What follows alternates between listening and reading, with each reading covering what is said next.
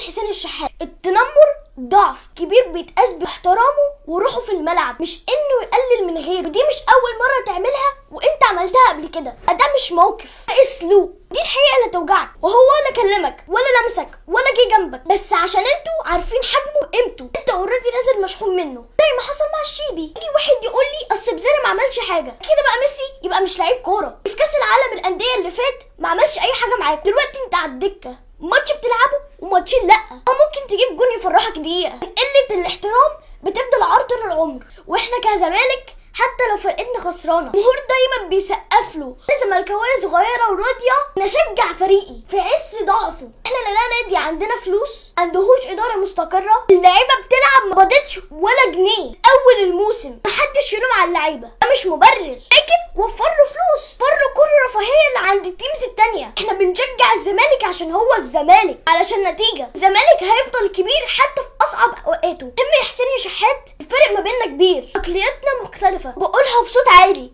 احنا متصدرين، الكيان بيجري في دمنا. الفرق اللي انت تكون اسطوره من اساطير المعلم حسن شحاته، كابتن محمود الخطيب، غيروا الفيديو ده، وصلوا صوتنا للعيبه، جمهور الزمالك راحوا في اللي جاي. بس خلاص هنقفل الصفحه دي، هنفتح صفحه جديده يا ابني باحلى مزيكا.